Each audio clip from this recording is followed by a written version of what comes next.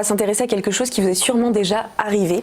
Demander une indemnisation après avoir eu un vol annulé ou retardé, une procédure souvent compliquée que les passagers ne finissent pas toujours à obtenir et pour cause, 72% d'entre eux ne connaissent tout simplement pas leurs droits. Une société nommée Indemniflight leur vient en aide en proposant de faire pour eux les démarches afin d'obtenir ces indemnisations. Bonjour Edouard Delgat. Bonjour Eleonore. Vous êtes le cofondateur d'Indemniflight.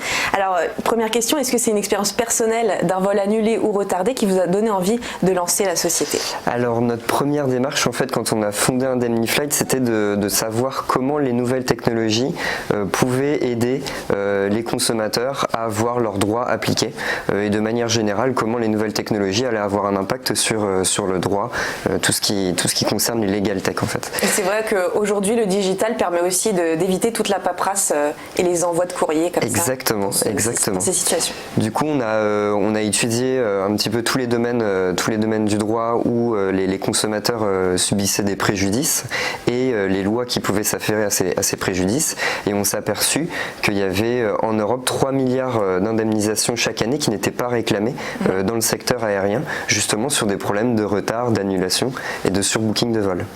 Du coup, on s'est dit que forcément, il y avait quelque chose à faire pour aider les consommateurs à avoir leurs droits respectés en cette matière. Alors, il y a un chiffre qui m'a surprise, c'est seulement 6% des passagers éligibles à une indemnisation l'obtiennent. Pourquoi ?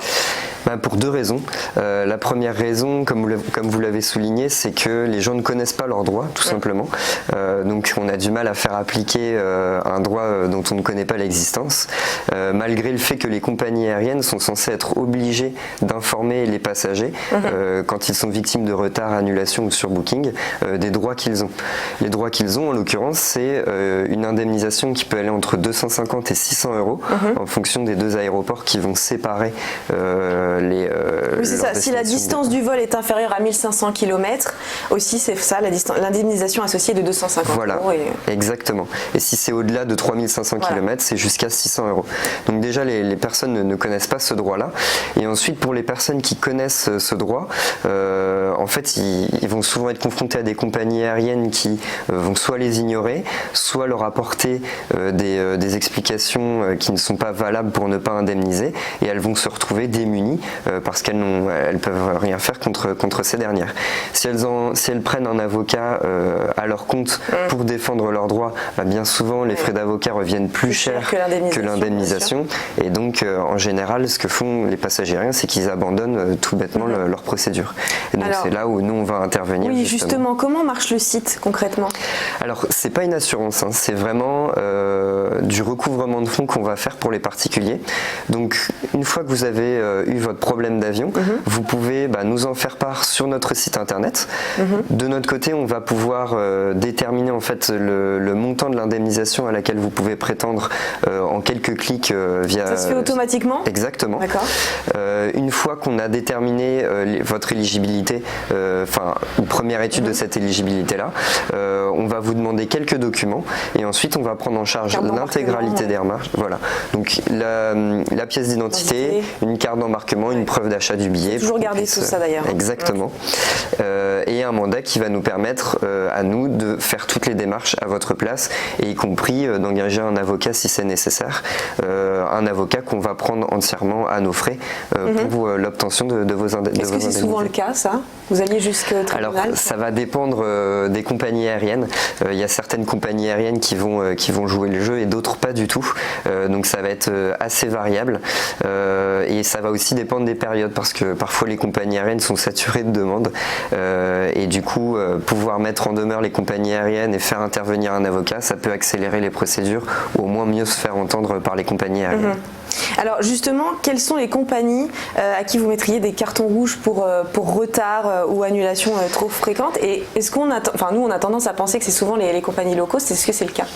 Alors un petit peu oui, effectivement, on est sur le palmarès des compagnies les plus en retard, TAP Portugal, Vueling, EasyJet, ce sont des compagnies aériennes qui ont souvent beaucoup de retard. On ne connaît pas forcément les raisons d'ailleurs de ces retards quand on est passager. Ouais, effectivement, en fait, parfois c'est qu'elles font tout simplement des shifts trop serrés et si vous voulez, en fin de journée, les vols peuvent se retrouver retardés parce qu'elles ont accumulé un décalage tout au long de la journée. Ouais, c'est ça. Et donc, elles ont du retard. Après, il y a une autre raison aussi, c'est que s'ils ont du personnel malade et qu'ils n'ont pas prévu suffisamment de personnel pour remplacer ces personnes-là, et ça crée souvent des gros décalages dans l'activité. Et les compagnies low cost, justement, ont tendance à moins prévoir du personnel pour remplacer ces cas de force majeure et du coup se retrouver avec des retards importants. Alors vous n'êtes pas la seule société qui propose ce genre de service. Il y en a beaucoup d'autres aujourd'hui sur le marché. Qu'est-ce qui vous différencie finalement des autres? Alors nous, on va vraiment prendre le temps d'informer le passager de ses droits et de l'aider à comprendre ce qu'on va faire et comment va se passer la procédure. Donc notre site internet est vraiment fait de manière la plus simple possible. Aujourd'hui, on a le parcours client le plus simple qui existe sur le marché, de manière à ce que vraiment ce soit simple de voir son droit appliqué. Donc on ne va pas vous demander des informations qu'on peut aller chercher nous-mêmes. Donc il y a cette première partie de simplicité d'utilisation et une deuxième partie où on va vraiment vous accompagner dans la complétion de votre dossier. On va mettre à disposition un chat pour pouvoir vous renseigner. On va prendre le temps de vous appeler aussi pour que vous compreniez bien vos droits, qu'est-ce qu'on fait, qu'est-ce qu'on va faire et vraiment, l'idée c'est vraiment d'accompagner et qu'il y ait une notion de justice as a service, que vraiment vous voyez vos droits appliqués, que vous compreniez bien ce qui se passe sans que vous n'ayez rien de spécial à faire. Et combien de temps ça vous prend, vous, pour régler une affaire comme ça, alors que j'imagine que les passagers qui essayent de le faire tout seuls, ça peut prendre des jours et des jours jusqu'à l'abandon, comme vous le disiez tout à l'heure. Alors en moyenne, on va prendre entre 2 et 3 mois pour obtenir l'indemnisation. Après, encore une fois, ça va être très variable selon les compagnies aériennes et selon les procédures qu'on doit entreprendre.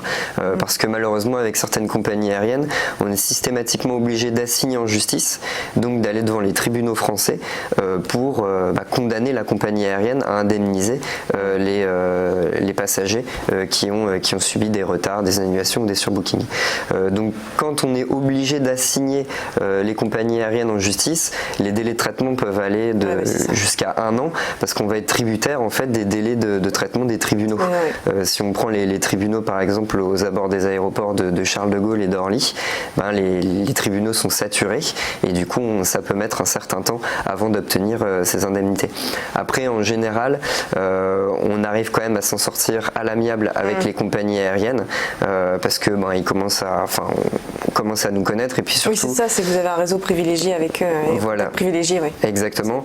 Et puis, à force de se faire condamner aux tribunaux, en général, ils doivent payer des pénalités supplémentaires et donc ça finit par leur revenir plus cher que s'ils payent directement l'indemnité.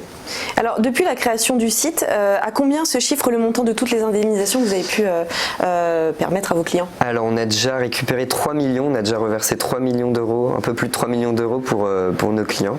Et du coup, c'est une certaine satisfaction.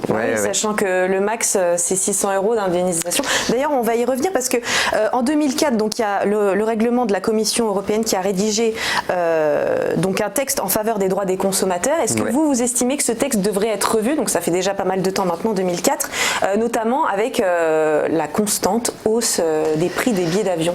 Alors le problème, ça va pas forcément être pour moi le montant des indemnités. Il nous semble que le montant des indemnités aujourd'hui est plutôt équilibré.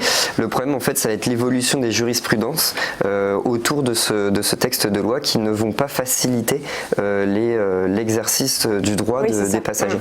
Par exemple, l'année dernière, il est passé une jurisprudence qui oblige les passagers aériens à apporter la preuve qu'ils étaient à bord du vol en cas de retard.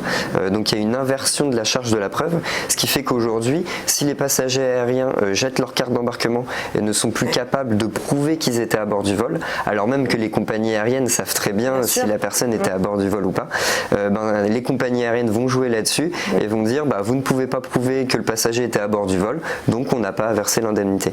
Et donc ça nous paraît assez incroyable, cette jurisprudence qui est passée, cette inversion de la charge de la preuve. Et bon, alors c'est un combat permanent, un combat juridique permanent, parce que nous on porte une question préjudicielle pour justement inverser cette charge de la preuve. C'est à la compagnie aérienne qui doit prouver que la personne n'était pas à bord plutôt que l'inverse. Mais du coup, il y a des jurisprudences comme ça qui passent et qui ne sont pas en faveur du consommateur. Alors, dernière question, j'imagine que vous avez sûrement des objectifs à moyen et long terme. Quels sont-ils ? Oui, alors effectivement, donc la société se développe bien.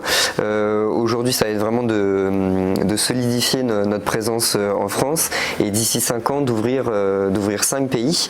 Alors, on va voir avec le Brexit, qui est une vraie question pour nous, mais notamment au Royaume-Uni, Irlande, Allemagne, Espagne, Portugal et Belgique. De beaux projets en tout cas. Merci beaucoup Édouard Delgat d'avoir été avec nous. Je rappelle que vous êtes le cofondateur d'Indemniflight. À tout de suite.